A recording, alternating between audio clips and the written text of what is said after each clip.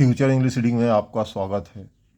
आज हम लोग Bihar board class 8 lesson 4 Vipin Chaudhary lapse of memory का पेज बाय पेज का हिंदी अनुवाद को रीडिंग करेंगे, जिसके अंतर्गत आज हम लोग पेज नंबर 56, 57, 58 और 59 का रीडिंग करेंगे।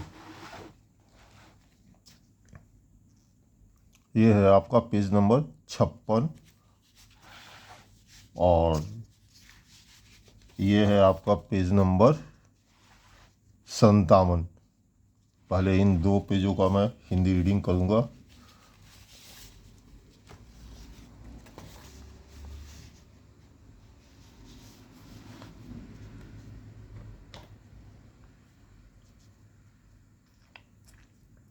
Page number 56। क्या आपकी याददाश्त अच्छी है? क्या आपकी याददाश्त ने भी आपके साथ कोई धोखा किया है? भूलने की आदत अक्सर आपको मुश्किल में डाल देती है, लेकिन अपने जीवन के किसी हिस्से को पूरी तरह भूल जाना आपको पागल कर सकता है। इस कहानी में विपिन बाबू लगभग पागल हो जाते हैं, क्योंकि उन्हें रांची में अपने प्रवास की याद नहीं आती है। वे जोर देकर कहते हैं कि वे कभी रांची नहीं गए, हालांकि कई गवाह इसके विपरीत है। आखिर सस्पेंस किस बारे में है? अब यहाँ से आपका कहानी का ये बिफोर रीड जो है उसका हिंदी रूपांतरण को हमने रीड किया है, बिफोर यू रीड का। अब हम लोग कहानी का रीडिंग करेंगे।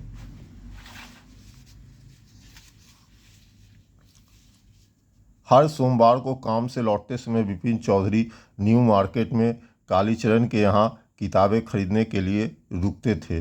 अपराध कहानियाँ, भूत प्रेत की कहानियाँ और थ्रिलर उसे पूरे हफ्ते के लिए कम से कम 5 बार खरीदना पड़ता था। वह अकेला रहते थे, मिक्सर में अच्छा नहीं था। उनके कुछ ही दोस्त थे और उसे बेकार की बात करने में समय बिताना पसंद नहीं करते थे। आज कालीचरण के घर पर विपिन बाबू को ऐसा लग रहा था कि कोई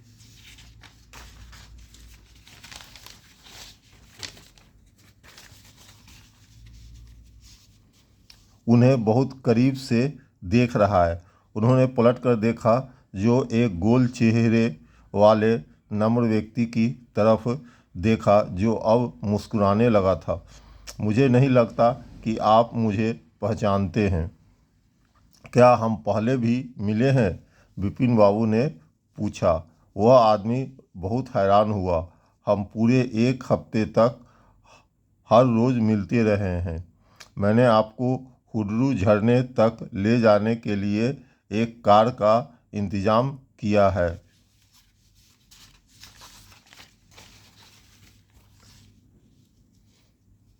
1958 में रांची में मेरा नाम परिमल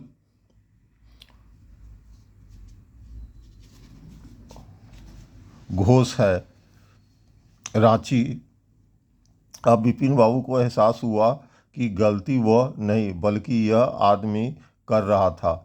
विपिन बाबू कभी रांची नहीं गए थे। वे कई बार जाने की कोशिश कर चुके थे, लेकिन कभी नहीं जा पाए। उन्होंने मुस्कुराते हुए कहा, क्या आप जानते हैं कि मैं कौन जानता?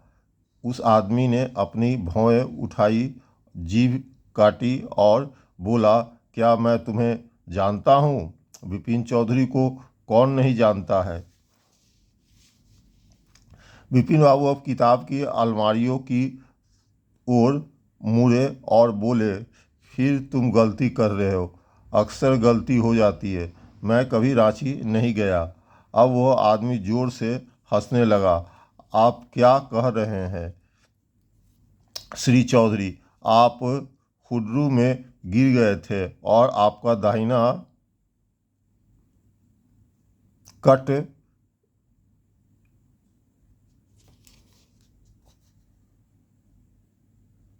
आप दाहिना कह रहे थे, घुटना कट गया था। मैं आपके लिए एक कार की व्यवस्था की थी, लेकिन घुटने में दर्द के कारण आप नहीं जा सके। क्या आपको कुछ याद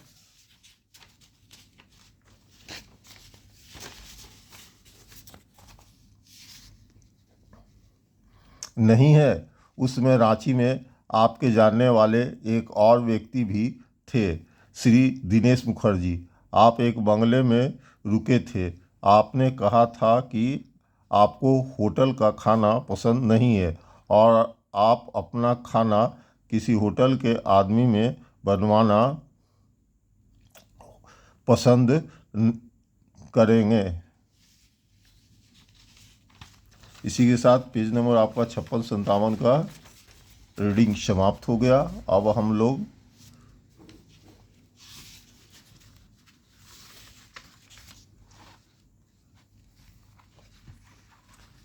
पेज नंबर 58 और पेज नंबर ये 59 का रीडिंग करेंगे। Page number 58। बावर्ची मिस्टर मुखर्जी अपने बहन के साथ रुके थे। चांद पर उतरने को लेकर आपकी बहस हुई थी, याद है? मैं आपको और भी बताता हूँ। आप हमेशा अपनी सैर सपाटे की यात्राओं पर अपनी किताबों से भरा एक बैग साथ रखते थे। क्या मैं सही हूँ या नहीं? विपिन बाबू धीरे से बोले। उनकी नज़र अभी भी किताबों पर टिकी थी। आप 1958 के किस महीने की बात कर रहे हैं? आदमी ने कहा। अक्टूबर। नहीं सर, विपिन बाबू ने कहा। मैं 1958 में कानपुर में एक दोस्त के साथ पूजा मनाई थी। आप गलती कर रहे हैं, लेकिन शुभ दिन। लेकिन वह आदमी न तो गया और न ही उसने बात करना बंद किया। बहुत अजीब है। एक शाम मैंने आपके बंगले के बरामदे में आपके साथ चाय पी। आप अपने परिवार के बारे में बताया। आपने कहा कि आपके कोई बच्चे नहीं है और 10 साल पहले आपकी पत्नी की मृत्यु हो गई थी। आपका इकलौता भाई पागल होकर मर गया था, इसलिए आप रांची के पागल खाने में नहीं जाना चाहते थे। जब विपिन बाबू ने किताबों के पैसे चुका दिए और दुकान से बाहर निकल रहे थे,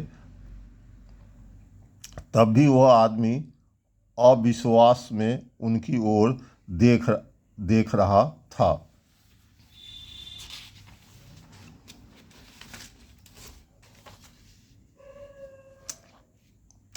विपिन बाबू कार लाइट हाउस सिनेमा के पास बर्त्रम स्ट्रीट में सुरक्षित खड़ी थी।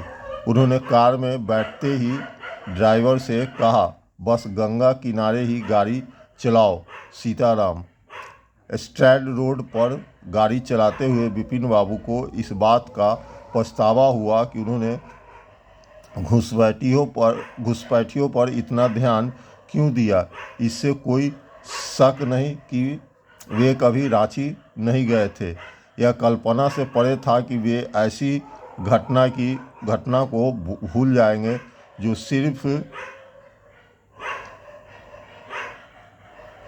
6 या 7 साल पहले हुई थी। उनकी याददाश्त बहुत अच्छी थी जब तक विपिन बाबू का सिर घूम गया था।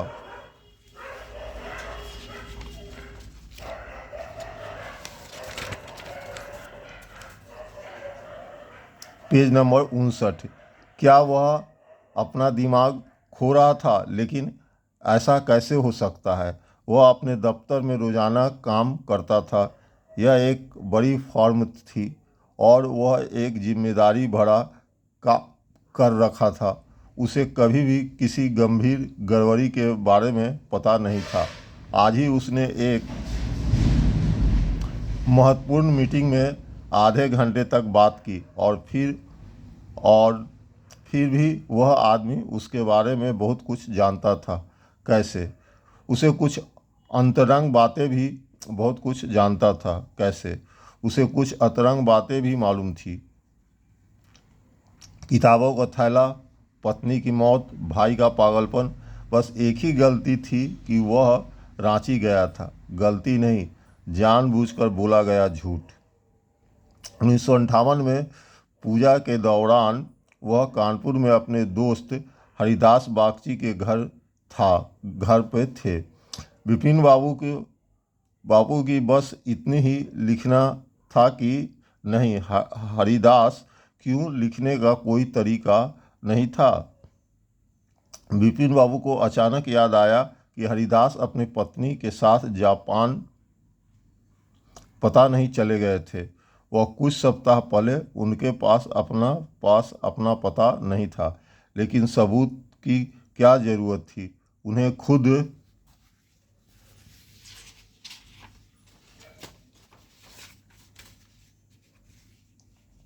भी पता था कि वे रांची नहीं गए हैं, और बस यही बात थी। नदी की हवा ताजगी दे रही थी, फिर भी विपिन बाबू के मन में थोड़ी बेचैनी थी। हेरिस्टिगस के आसपास विपिन बाबू ने अपनी पतलून ऊपर चढ़ाकर अपने दाहिने घुटने पर नज़र डालने का फैसला किया। वहाँ 1 इंच लंबे पुराने कट का निशान था। यह बताना असंभव था कि चोट कब लगी थी। इसी के साथ हिंदी अनुवाद का पेज नंबर 59 का रीडिंग समाप्त हुआ। अगला भाग आपको अगले वीडियो में मिल जाएगा। वीडियो से जुड़े रहने के लिए आपका बहुत बहुत धन्यवाद।